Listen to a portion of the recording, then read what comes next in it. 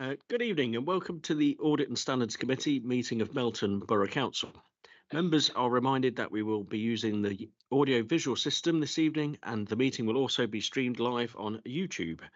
Members are asked to physically raise their hands in the usual way to indicate that they wish to speak and to use their microphones when speaking for the benefit of all present. The microphone is live when the red light displays. Please switch mobile phones to silent. And I will now provide a reminder of the evacuation procedure, that in the event that we have to evacuate the council chamber, please leave by one of the 6 emergency exits around the sides of the chamber, and please assemble at the far side of the car park nearest to the park entrance. Officers will be on hand to assist persons who require any assistance. Public recording of the meeting. There is legislation that allows the public to film, record or use social media at a council meeting. However, this must not be disruptive to the good order of the meeting, nor include any filming or recording of the public seating area.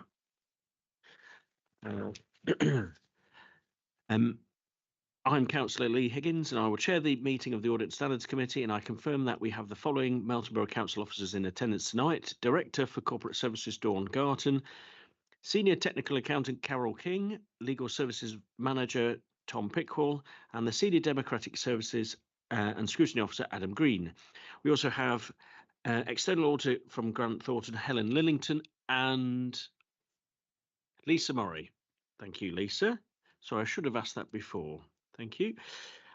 We have 2 apologies for absence, which are from Councillor Carter and Councillor Evans.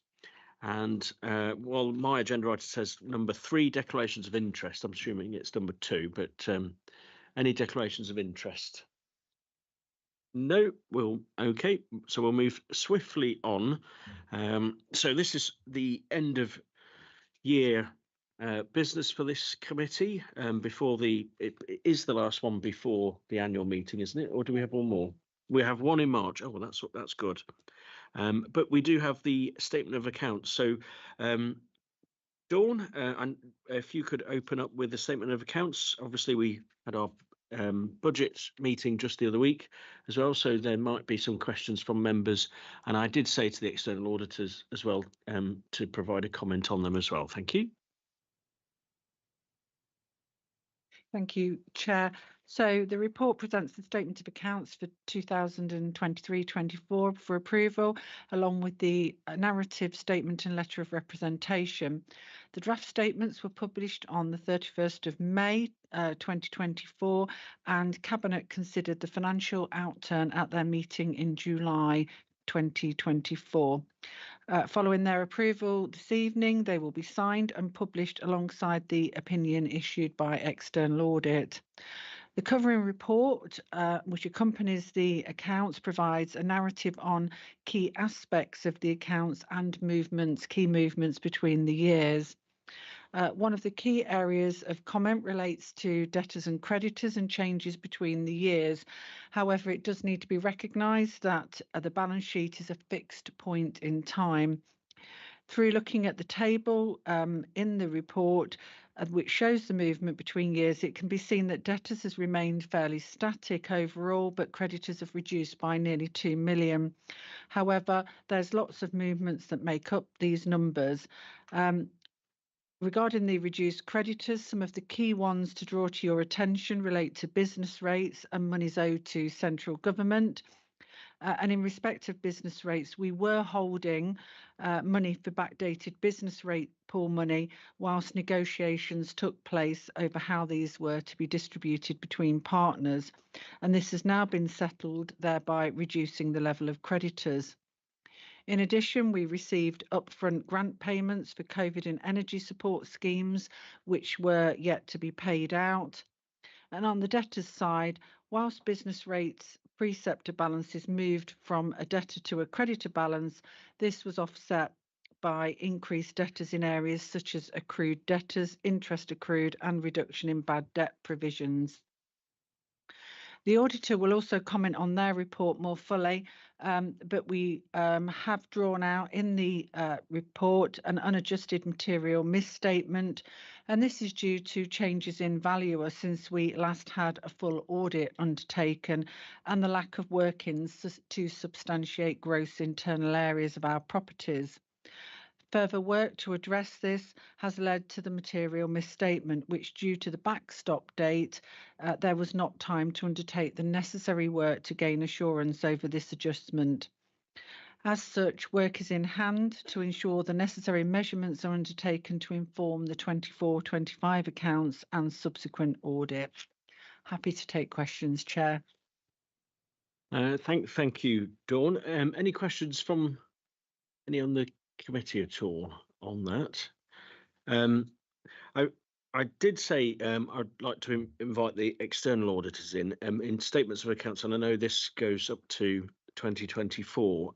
What was obviously part of the debate at the last budget setting for the council, and then what has come out with the reorganisation of local government is obviously accounts of councils per se. And while we've got obviously how Melton Borough Council are, it's in a relatively reasonable position compared to how other councils are in other parts of the country. But just from the external auditors' experience and overview of other authorities as well, and probably how it is, I asked Helen if she would comment on a general comment of councils and statements of accounts. One thing I was saying just before the meeting is I am concerned of funding for local government, and in my opinion, I don't think just organising the deck chairs is going to save local government per se, unless new funding is found or retained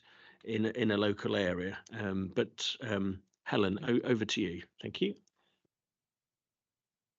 Yeah, good evening, everyone. So, yeah, I was primed in advance, so don't mind talking about this. I mean, I think probably what it's worth remembering is one of the key areas that we look at as part of the value for money work, which I sat here and reported previously, is around financial sustainability. And that's a really key area that we look at as auditors, and we look at that across the piece. It is fair to say that we are continuing to see real challenges across the entire sector. And we have been saying that for a number of years, but what is more noticeable now is the sheer number of councils that are issuing your Section 114 notices to effectively declare themselves bankrupt. That has been something that has happened over probably the last couple of years and continues to increase. I don't think we've had one for a while, but the budget setting round will tend to bring some more of those out. Certainly as auditors, we are using our powers a lot more particularly around financial sustainability. So while you won't necessarily have seen public interest reports, you will have certainly seen some statutory recommendations from us as auditors in terms of making sure that appropriate arrangements are in place and making sure that people are properly planning to use the very finite resources that they have in the way that's intended. But the sector as a whole, as you have rightly said, we are seeing that more and more and more in terms of depleted reserves, people really struggling in terms of huge savings plans, and trying to actually achieve those. I suppose probably just reflecting back on that for you locally, when we did the work back on our value for money work, we found the arrangements to be really robust, there to be appropriate conversations around those. So it's not our place to sit here and go, you're in a great place financially. It is about how are you managing them? Are you having the appropriate conversations you need to be managing those? And so bringing it back to a slight positive in terms of where you are, we're comfortable that you are in the best position you can be given the overall national context. Yeah, thank you for that, Helen. One thing I've always said, and I've probably spoken to Dawn about this over many years, and when Dawn's given her end of year all member briefings about the state of the finances, you wouldn't really run a business like this. You have income streams as a business that you get used to. If you're a restaurant, for example, it's the number of covers and then the wet and the dry food, and then you know what your costs are. What it seems to be when government and and it was like the new homes bonus, for example. Once that was relatively successful and councils had just started making use of new homes bonus, the rug was pulled and then new homes bonus is switched off. So the behaviour of councils goes one way, and then very quickly that revenue stream or income stream for councils was then altered.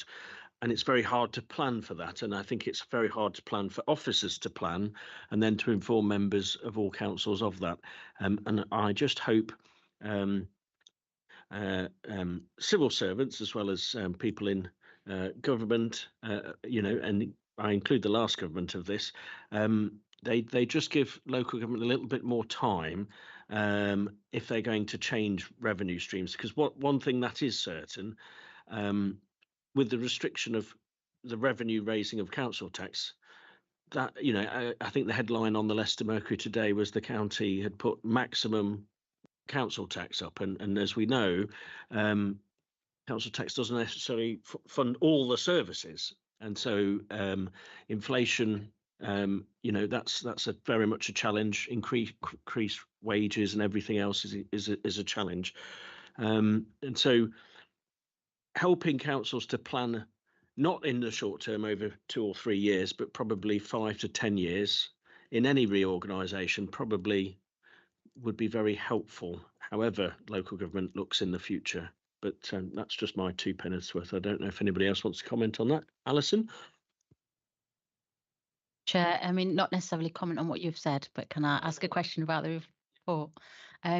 Just a straightforward request. On page 17 of the narrative statement, there's a kind of a paragraph or a couple of bullet points talking about comparing Melton Borough Council with its nearest neighbours, and it talks about, which is really good to see, that Melton continues to be shown at a lower risk for quite a lot of things.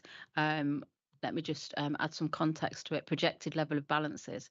It does say, however, that it's really difficult to compare because not all councils have an HRA.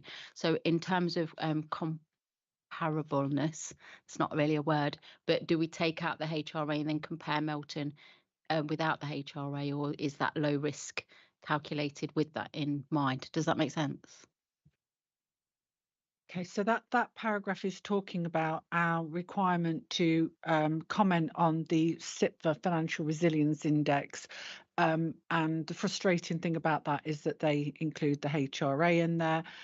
So the short answer there is, in terms of that indicator set, no, we don't, because it's a published set that's published by SIPVA, and they are what they are. So no. The off log, which eventually might disappear, as we know, does try to remove on some of the indicators the HRA, and again we would do comparisons there regarding those indicator sets, but we don't do our own set of benchmarking. Thank you.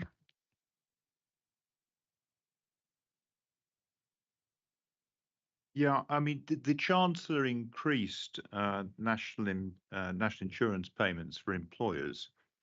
And I know the issue's been raised, but have any steps been taken, or are there still negotiations about getting some more money from the government to compensate us for the fact that they've now managed to take money away from us, which they probably didn't intend to in the first place? Okay, so not necessarily on these papers in front of us this evening, but there's been lots of lobbying from lots of different bodies around the fairness or inequity around the funding settlement, including national insurance contributions. That lobbying will no doubt continue, and we've submitted our response to that as part of the consultation on the settlement. So that will just be one of those things that's ongoing, along with all the other perceived unfairness that various authorities have.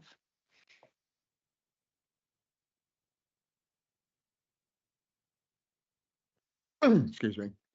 Thank you, Chair. It's what I hope is a simple question, but it's about the section on the material misstatement relating to the evaluation of the property portfolio, and you explain, what's happened and what is going to happen. I just wanted to check: is there any, other than we've got to get this sorted and reflected properly in the accounts going forward, is there any material impact or consequence of that misstatement? I think other than the fact that it's led when the auditor comes on, but it's led to why part of the disclaimed opinion that we've got, so it's part and parcel of that in terms of the valuation. But it just means, as we know, that we've got a lot of work to do around our valuations when it comes up to the next audit.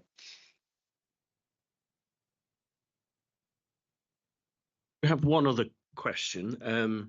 I think I know the answer, and some members probably do, but as it came up on BBC Question Time, and I have to congratulate the local people who were on it, and certainly did give the panel a little bit what for when they were clearly being fobbed off, and some of the politicians, sadly, I thought didn't know how local government worked and planning and Section 106. The council put a statement out following that and said, for example, education over a decade had funded £34.7 million of school places. When Section 106 comes in, does it sit in our accounts for a part until a school, for example, I'll just use schools because I mentioned that one. Does it sit in our account, or is it handed immediately over to the authority that the Section 106 is for? So education or waste or health, for example, the police, or do we have it in an account which may be reflect on our statement of accounts, or how does that work? Thank you. As far as I'm aware, it goes straight over. I mean, our legal officer might be able to advise more, but I've never seen it in our accounts. Thank you, Chair. So no, any obligations that are due to the County Council will be collected by them. So the County Council will always be party to any Section 106 agreement. So education, highways would go straight to them. In terms of healthcare, we are the collecting authority, and we will then pass that to the relevant ICB as and when. And the agreement will have the triggers at which point that comes in and how the money is to be spent and the period in which it can be spent. But highways and education is the County Council. No, I just wanted to touch on that a bit because it was a very good point that was raised, and I think some of our officers were. I saw some of our officers on the BBC there as well, and they found it very interesting as well. But I thought it was a very good question because we seem to be getting the houses, and there's Section 106. I know some of the planners on there. We get very frustrated when developers come and say, "Oh, I can't afford to build on this green field, can I remove the Section 106?" But if the Section 106 is there, the people and the public, quite rightly, want to see a doctor, want a school place, and want the road, and various other things that they want. And I think the statement was there, but if it was just obviously how it is in our account. So that's very helpful, Tom and Dawn. So thank you for that. If there's no other questions, this is to approve statement of accounts for the year 23 to 24 and approve the letter of representation for the year ended 31st of March 2024. So for all those in favour, please raise your hands. Oh, sorry, I'll move that then. Sorry. Jim will second. Yeah. Thanks, Tom. All those in favour? That's unanimous. Thank you, members. Thank you, Tom, as well.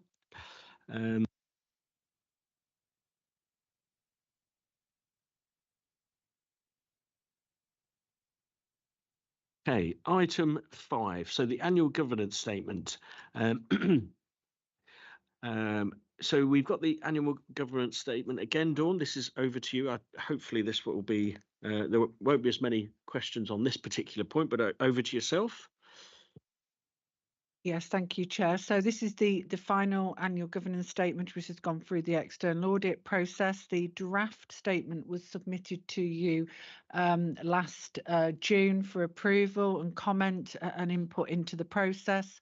The action plan that's associated with it has been monitored by the senior leadership team throughout the year. Well, we're February now, so we'll be starting soon in around about a month or two's time on the annual governance statement for 24-25. Nothing further to add, Chair. I'm happy to take questions. Okay, I don't have any questions. Any questions from anyone else? No? Okay. I'm looking for a mover for this item. We'll have Jim on this one. Alison, would you second? Thank you. All those in favour? That's unanimous as well. Thank you, members. And item 6. So the external audit findings for Melton Borough Council. And just before I pass over to Helen, I did say at the beginning of the meeting to Helen, it was pleasing to see an external auditor at the meetings, because I know the council hadn't had one for a long while. So and I would like to thank both of you for attending again, and your in part on our meetings as well. So over to yourself, Helen. Thank you. Yes. So you find ourselves here again. This is effectively the end of term report as far as the auditors are concerned. So you've got the audit findings report in front of you, and that draws together all the work as auditors we do on the 23-24 year.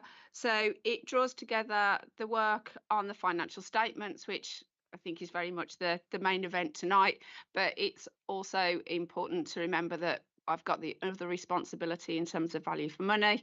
So there is a summary in there, but you had the interim report that last time and I took you through that. The only changes to that interim report will literally be for me to summarise some of the key messages from the report you have in front of you, and then say the date that I've signed the opinion. So that will be the only update to it in terms of the value for money report effectively. So the main event really tonight is around the financial statements.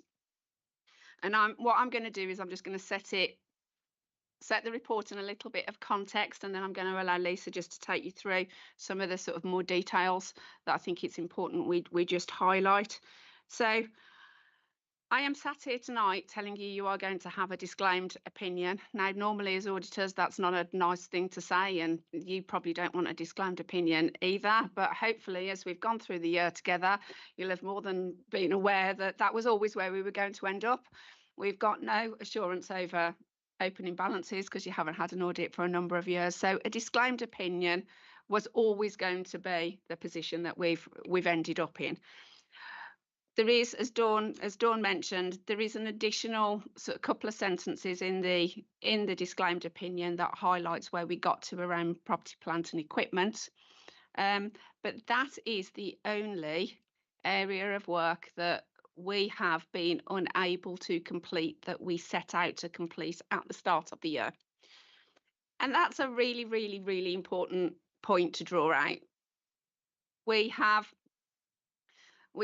picked up a lot of authorities where they've not been audited for a number of years.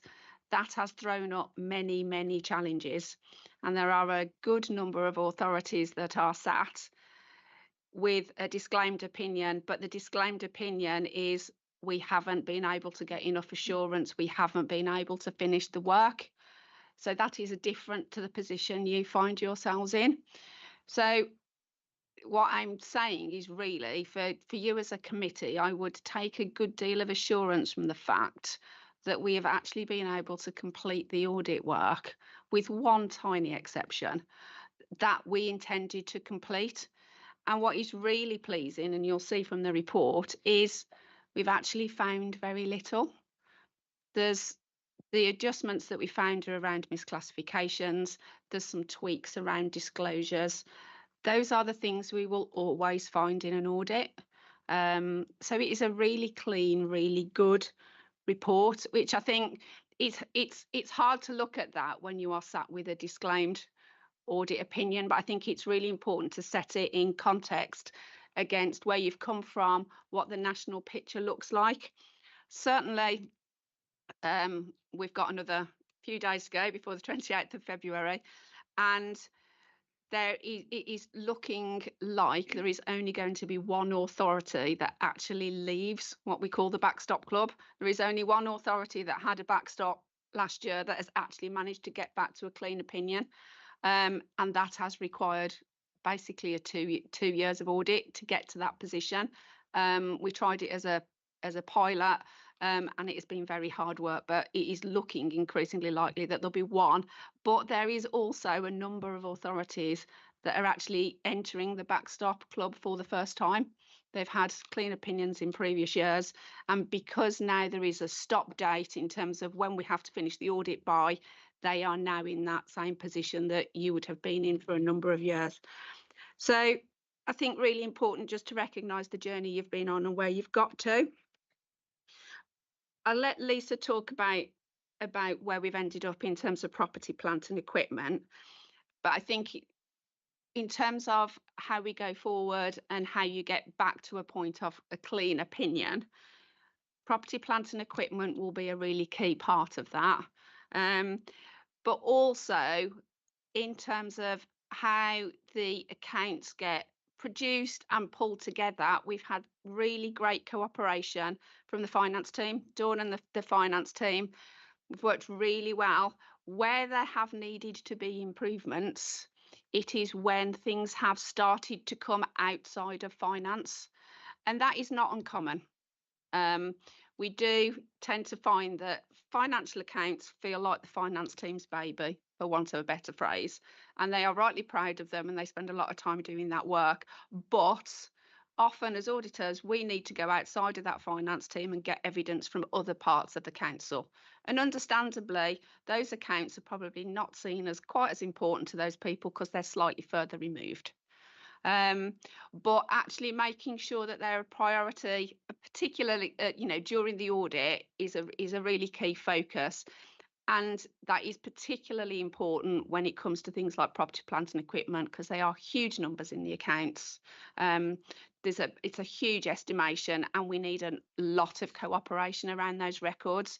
So that is the only sort of high risk recommendation we've actually made in terms of going forward, and that's probably the one I'd major on and think about in terms of going forward. But overall, this is a really great result. I'm going to let Lisa just take you through just some of the key highlights on the significant risks, and then I'll take any questions. Okay, so I'm just going to take you through the significant risks that we did highlight in our audit plan at the start of the year. So it's page 184 in your packs. So the first significant risk area that we identified was around management override of control, and that's a presumed risk in all entities. So we're unable to rebut that.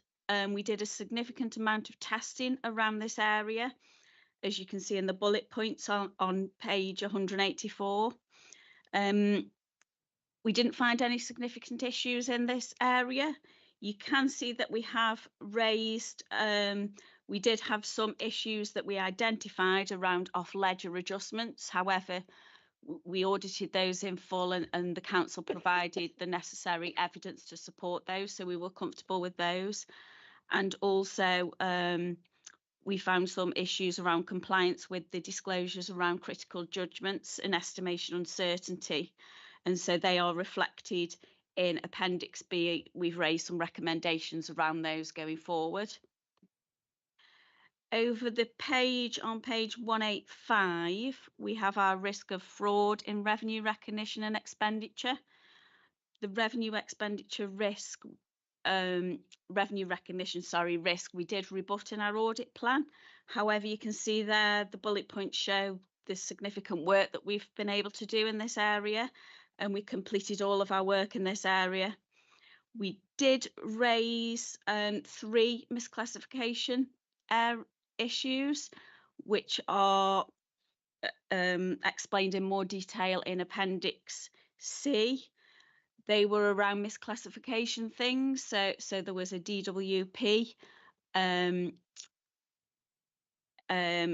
receivable that was in the accounts as a negative receivable, and really that should have been as a payable.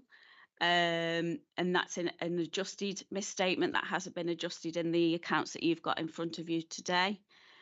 There was a £70,000 misclassification between income and staff costs, and there was also over that page, There was also a disclosure around the HRA that was missing, which has been adjusted in the statement of accounts that you presented with today. So we didn't really find an awful lot there. It was more just around the disclosures and misclassification. The next significant risk on page 186 is around property, plant and equipment. So this is a significant risk given the sheer numbers involved and the estimates that are made to come up with these valuations in the accounts. We selected a number of the council's asset valuations to test in this area, and for council dwellings and investment properties, we completed that work and we were comfortable with the figures that were included in the council's financial statements. In terms of the other land and buildings, as Dawn and Helen have mentioned,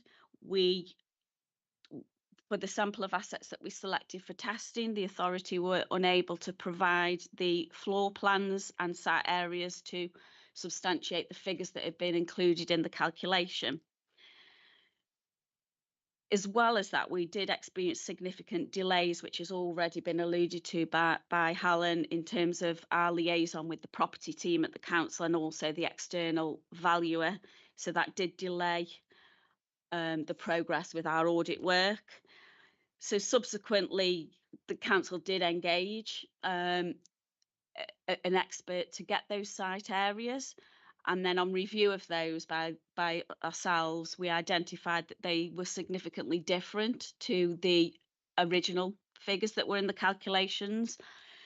So what that led us to, given the backstop date that was looming, we estimated that potentially there was an understatement as a result of those different site areas of the region of 4.4 million. And that's an uncertainty around that value that's included in the statement of accounts, and that features in our unadjusted misstatements in Appendix C. Due to the sheer work that was needed for the council to review those new GIAs and liaise with the property team to get comfortable over that information, and given the backstop date, the council took the decision to not adjust for that, so that's why it's an adjusted misstatement. Our next significant risk area, which if we skip on to page 188, is around pensions. So this is around the liabilities that sit on the balance sheet for the pension fund. Now, in the current year, IFRIC 14 is a new requirement that came into play, and so we got comfortable. We looked at the calculations that the council had undertaken and the entries that they processed through their accounts, and we got comfortable with those. There were no issues with those, and IFRIC 14 had been applied correctly. We did identify, when we liaised with the pension fund auditor, they did highlight a number of differences in underlying information to determine the liability. So the pension fund auditors actually recalculated the pension fund liability, and you'll see that that was £169,000 difference, which is not material for us, and you'll see that that's in the adjusted misstatements in Appendix C. So in terms of significant risks, and that's all I wanted to say, really. I just wanted to alert you to the appendices in the report. Appendix B is where we've raised some recommendations to the council to further improve processes and areas to address. As Helen alluded to, that there's only one high recommendation in there, which is around the collaboration between the valuers and the property team and finance. And we've already had discussions and a meeting with the new valuers and the property team only earlier this week. So, you know, we're really progressing that one already with the council. Appendix C details our audit adjustments split between those that have been adjusted, unadjusted, and the misclassification. adjustments, and then Appendix D just details our audit fee, which was outlined in the audit plan earlier in the year. I just wanted to reflect, as Helen has, on the assistance that the finance team have provided throughout. I think it's been really good, considering you've not had an audit for 3 years, that you've really engaged and you've been really on it and got things to us as quickly as you can. So I just want to put my thanks on record to the finance team as well. Happy to take any questions. Any questions from anybody at all? Jim?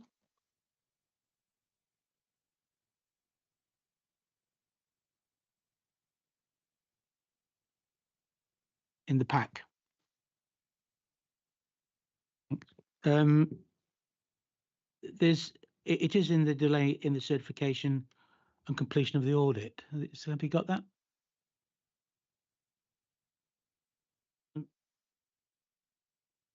Yeah, is that, yeah, can you take that now? Is that okay? Fine. Is the delay, it says that you cannot formally conclude the audit. And then it goes on to say that's in accordance with the acts that apply to that. But I'm a little confused with the wording of that, which is not unusual for me. Does that mean to say that you won't be issuing a certificate, or there's extra work to do before you can issue the certificate? The technicalities of local government finance. Yes, okay. So I can issue an audit opinion, which I have every intention of doing. A certificate is something that I have to issue to say that all work on the accounts is fully concluded, and the minute I issue that, I cannot go back and do anything in relation to the year I've issued the certificate on. There is one exception where I am unable to conclude on the work, and that is in relation to whole of government accounts. You are below the threshold for us to do any detailed testing on whole of government accounts. However, the National Audit Office have asked all auditors to keep open their certificates until they tell us they have concluded their work, which then gives them the option for us to go back and do whatever it is they have asked us to do. Because if I closed my certificate, I wouldn't be able to do that. So there is not an audit opinion in the land currently that will be able to close the certificate, because we have all been asked to hold the certificate open. So it is a technicality, I would say, and it is an admin job for me effectively to issue the certificate once I get the all clear. I would be hugely, hugely, hugely surprised if I have any questions, but I've been instructed to keep the certificate open. That doesn't have any material effect within the accounts. So what you're saying then is work in progress. That it's still the audit is not closed and is still ongoing, even though there's no actions or there's no audit taking place, so to speak. Yeah, there'll be no further work in terms of substantive work. It will not change the opinion that I issue. It will not change the value for money conclusions that I've done. I am literally waiting to be told we are not going to need you to do anything, and then I will issue the certificate. So in a legal sense, the council can rely on that opinion for issuing these accounts. Thank you. So I think I'm going to ask the same question, but maybe in a different way. If you're unable to sign the certificate now, and as a result of Whitehall's kind of review, should they review it, there is a change. If we accept the accounts tonight, which is what we're here for, what happens then? Because we having accepted them, we can't unaccept them, I guess. Do we need to go round this again? So the certificate is a technicality that's held open for them to ask us any questions about the account, because what whole of government accounts does is it effectively amalgamates every set of local government accounts into what is central government's spend on local government, which we've talked about a bit tonight. So it amalgamates all of those. The auditors then will look at how that consolidation process has come about. They will then see if there is anything they want to ask any questions on. We then might have to do a bit of work to satisfy them that we know the answers to that questions. What will not result is we will not start going back and changing all the accounts that have been consolidated up, if that makes sense. Right. So between now and the certificate being issued, it's about clarification, not about querying the accounts as such. Yeah. Right. Thank you.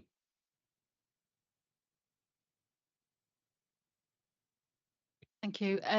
I don't if this is an appropriate question to ask because we have already accepted the accounts. So what we're talking about is the external audit findings on the accounts that we've accepted.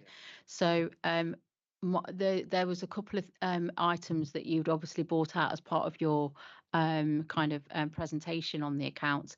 And is it appropriate to ask the two areas that have been highlighted, the kind of the net liabilities with the pension and the non-collaboration that you found it difficult to get the information, that's in the action part. Are we as a council following through on that action part, or can we get kind of some clarification that we have that this work is being undertaken so that we're not experience that again before we kind of close off on the external audit? Please, thank you. Can I just take the first, I'll take the point around the pension fund, because I think that's probably the easier one for me to take, and then I might ask Dawn to comment in terms of where we're sat in terms of the collaboration point, but I can certainly elaborate. So the unadjusted error on the pension fund, again, it's one of those things that happens. I think certainly every audit findings report I've issued this year has got an unadjusted error on the pension fund, and that's because the pension fund auditor will be doing their audit at the same time we're doing our audit. We'll all go merrily along, and then the pension fund auditor will write to us and say, actually, the findings of the pension fund are X. In this case, they've said they've found an error on the pension fund, and therefore your share of that will translate, and that's what gives you the number that you've got in the accounts. We would never be asking you to amend for that because it requires an awful lot of unpicking, and it's quite difficult, and it comes quite late in the process. So it's really common for that to be sat there. It's not a material number. It doesn't give you any cause for concern. It doesn't suggest there's any weaknesses in the arrangements. It's just one of those things that happens. In terms of that recommendation, as Lisa says, we're already having discussions about how that can work better. And I don't know if, Dawn, you want to comment any further on that? Yeah, so there's been quite a few discussions already around improvements needed around valuations in particular and how the team can support, and the leadership team's going to be discussing that again on Tuesday. So it's a work in progress, I think is fair to say.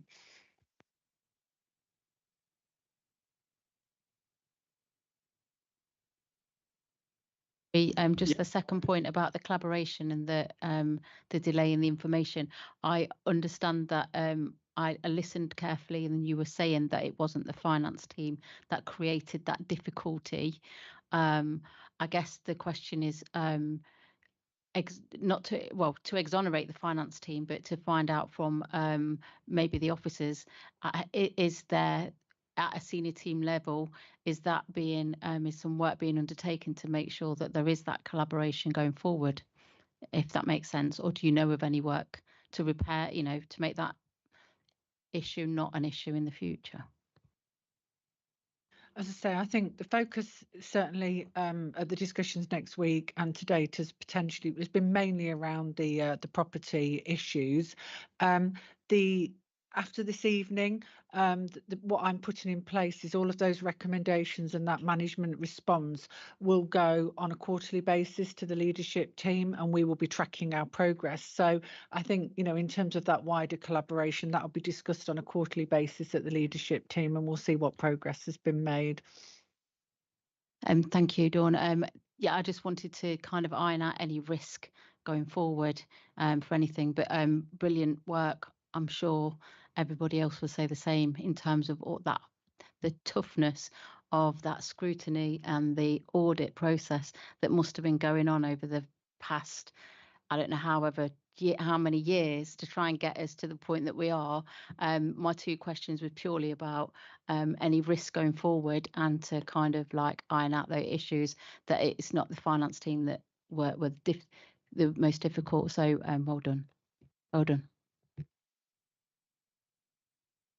Yeah, and I suppose what's really important to focus on is that collaboration point. We see lots and lots and lots of places, and it will always have been exacerbated by the fact that, you know, for all intents and purposes, for the last 3 years, the final accounts, I know the finance team have been producing them, but they've not really been audited.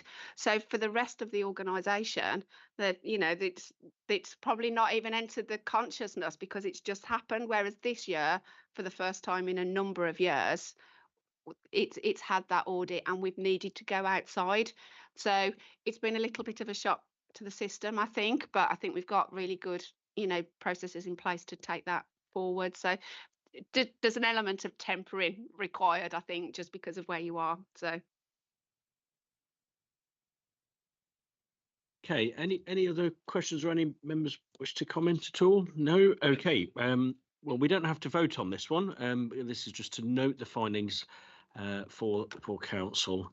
So I'll draw that item to a close. Number 7, any urgent business? I've not been informed of any urgent business, but anybody else? No. Okay, so the time is 19:16 and the meeting is closed. Thank you very much, everyone.